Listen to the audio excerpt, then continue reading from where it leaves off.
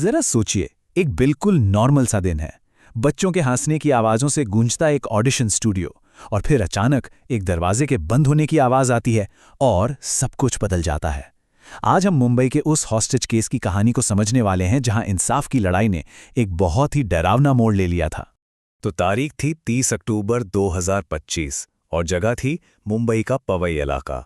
बाहर से देखने में सब कुछ एकदम सामान्य था, लेकिन एक बिल्डिंग के अंदर एक ऐसा तूफान पनप रहा था जो कुछ ही देर में पूरे देश की सुर्खियों में आने वाला था। आरएस स्टूडियो के अंदर का माहौल सोचिए। भविष्य के सितारे बनने के सपने लिए कई बच्चे वहां मौजूद थे। ये बच्चों के ऑडिशन का आखिरी दिन था और माहौल में काफी उत्साह था, पर किसी को भी दूर दूर तक अंदाजा नहीं था कि यह नॉर्मल सा दिन एक बुरे सपने में बदलने वाला है। और फिर ठीक दोपहर के 1 बजे एक क्लिक की आवाज ने सब कुछ थाम दिया। स्टूडियो का दरवाजा अंदर से लॉक हो चुका था। जो कुछ मिनट पहले तक एक आम ऑडिशन चल रहा था, वो अब एक भयानक होस्टेज सिचुएशन बन चुका था। तो आखिर उन बंद दरवाजों के पीछे हुआ क्या था? कैसे एक बच्चों का ऑडिशन देखते ही देखते एक नेशनल क्राइसिस में बदल गया? चलिए इस कहानी को परत दर परत खोलते हैं। दरवाजे के उस पार का मंजर बेहद डरावना था। जो आदमी ऑडिशन करवा रहा था, रोहित आर्या, वही अब हॉस्टेज टेकर बन गया था। उसने 17 बच्चों और एक बुजुर्ग को बंधक बना लिया था। हवा में एक तेज केमिकल की गंध थी, उसके हाथ में एक लाइटर था और पुलिस की हर हरकत पर नजर रखने के लिए मोशन सेंसर्स लगे थे। मतलब एक भी गलत कदम और सब कुछ खत्म हो सकता था।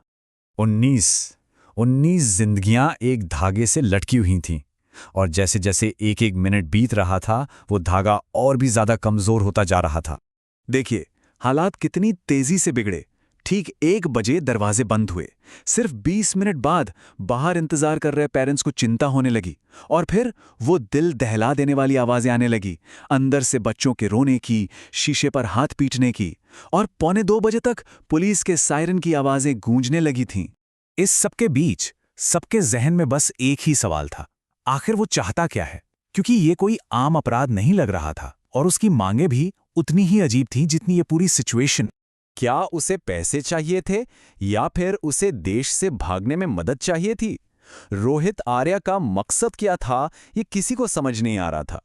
ये एक पहेली थी जो इस संकट को और भी उलझा रही थी। और फिर उसने खुद दुनिया से बात की।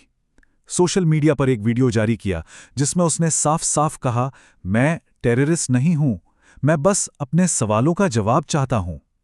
ये कोई फिरौती की मांग नहीं थी, ये कुछ और था, कुछ बहुत पर्सनल, बहुत कॉम्प्लिकेटेड। उसकी सिर्फ एक मांग थी, और वो मांग बहुत ही अजीब और स्पेसिफिक थी। उसे न तो पैसा चाहिए था, न ही आज़ादी। वो बस एक इंसान से बात करना चाहता था, और वो थे महाराष्ट्र के पूर्व स्कूल शिक्षा मंत्री दीपक केसरकर। और यहीं से कहानी और भी ज्यादा उलझ जाती है, क्योंकि अब सवाल ये उठता है कि आखिर ये आदमी था कौन? कौन था ये रोहित आर्या?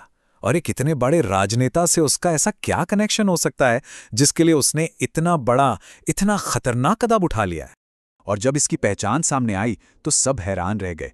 रोहित आर्या कोई आम अपराधी नहीं था, वो एक पढ़ा लिखा सफल इंसान था।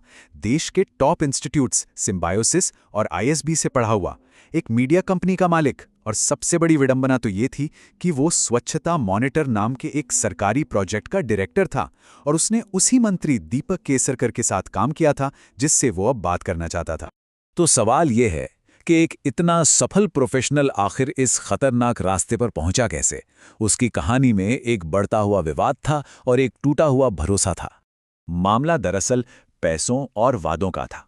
रोहित का दावा था कि स्वच्छता मॉनिटर प्रोजेक्ट के लिए सरकार पर उसकी कंपनी के 2 करोड़ रुपए बकाया थे। उसका आरोप था कि उसके काम का इस्तेमाल तो कर लिया गया, लेकिन जब पैसे देने की बारी आई तो उसे नजरअंदाज कर दिया गया। और ऐसा नहीं था कि उसने सीधे ये कदम उठा लिया। उसने सिस्टम के अंदर रहकर हर दरवाजा खटखटाया, अनगिनत खत लिखे, शांति से विरोध प्रदर्शन किए, यहां तक कि भूख हड़ताल पर भी बैठा, जिसके बाद उसे हॉस्पिटल में भर्ती कराना पड़ा। मतलब वो सिस्टम से इंसाफ पाने के लिए बेताब था, लेकिन हर बार उसे सिर्फ निराशा हाथ लगी।